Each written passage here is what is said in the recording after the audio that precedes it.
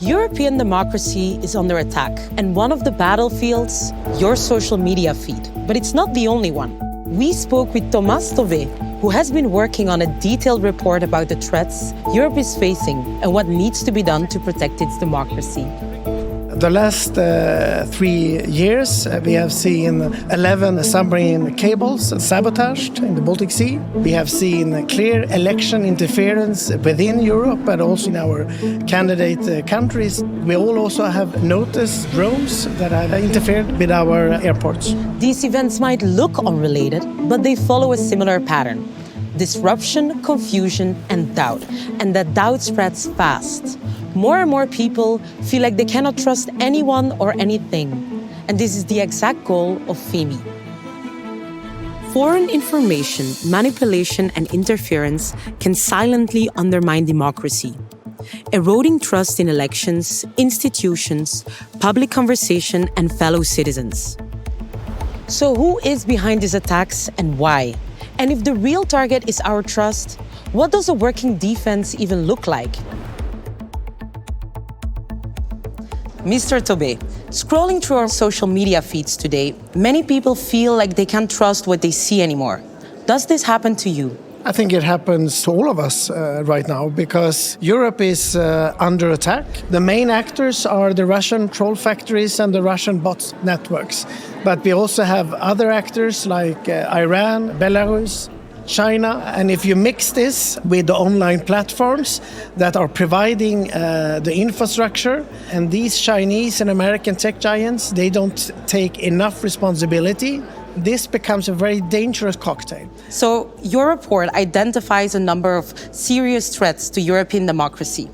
Can you give us some concrete and recent examples? We saw in the 2024 presidential election in Romania, we had 175,000 spam accounts on TikTok that, of course, was promoting a certain candidate and trying to influence the election. And this is very serious because we don't want foreign malicious countries trying to influence us and try to interfere in our elections. Do I understand it correctly that you see that these events are all related? I think it is very clear, and I think we could be rather outspoken about it. Russia doesn't want a strong Europe, doesn't want a united Europe, and they are trying to weaken us, and they are trying to weaken us from within. In what way is every European affected, even if they don't even notice it? Well, I think for everyone it's very hard to know today, is this even correct information? And if you start to question that, you start to question, can I trust the institution? Can I trust the society? And that is, of course, not something that we can accept anymore.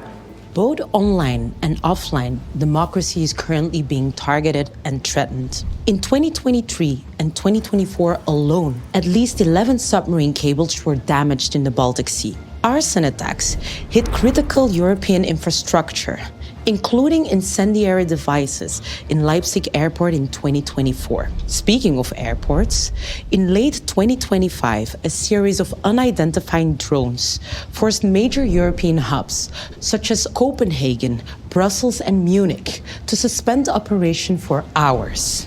These aren't isolated incidents, but they're part of a coordinated hybrid warfare that targets Europe's digital and physical infrastructure. This is not a challenge any one country can solve alone. When interference spreads across borders and platforms, defending democracy becomes a shared responsibility.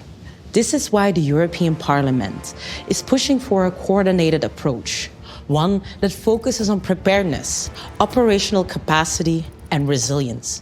But what does that mean in practice? And how is the EU trying to fight back?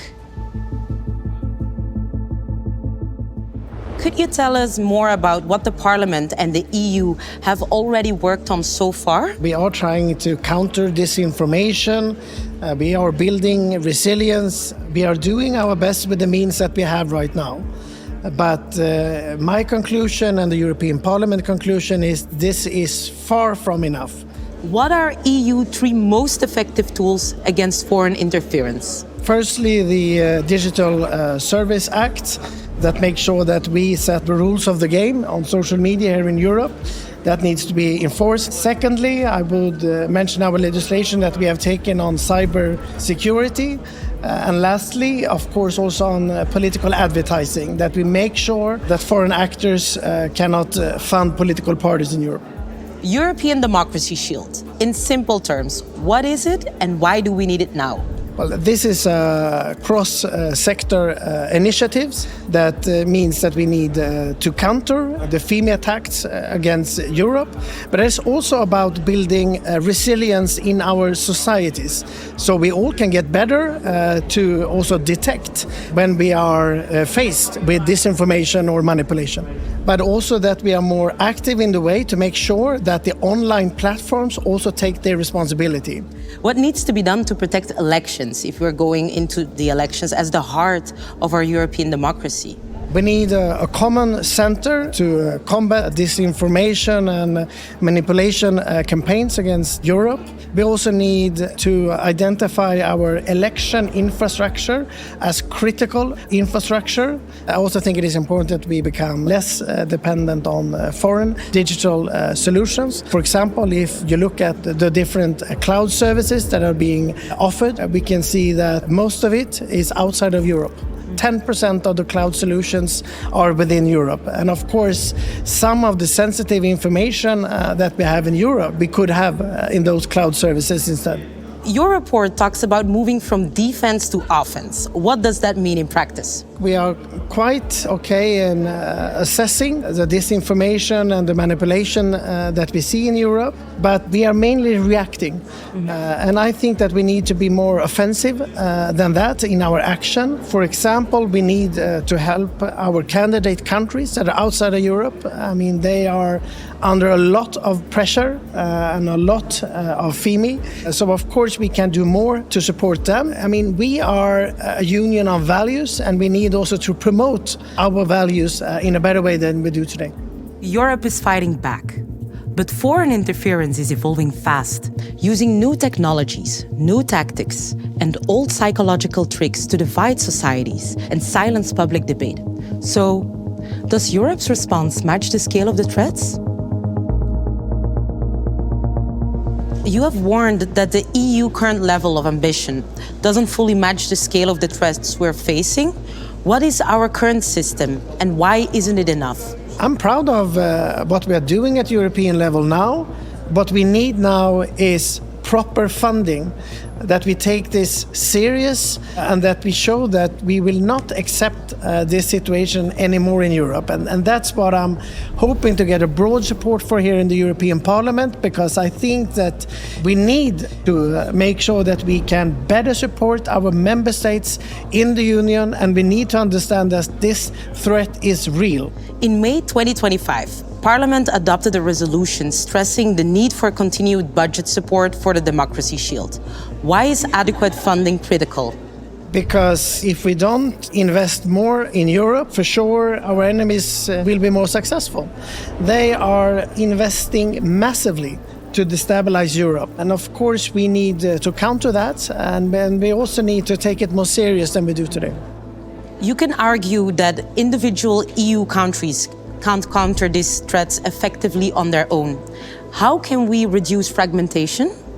It's a very good question, because of course, I mean, holding elections is up to every member state, but also if we create a center where we can also spread the knowledge and spread the information between us, of course then we can also protect Europe as a whole.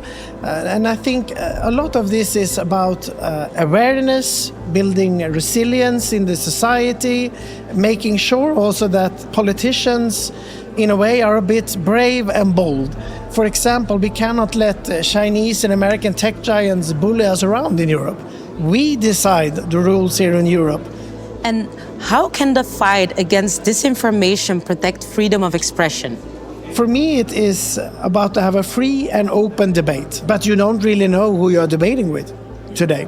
That is a problem. And you can see that the online platforms are using algorithms in a way that doesn't give a fair debate. For me, it's really about how they try to rig the debate.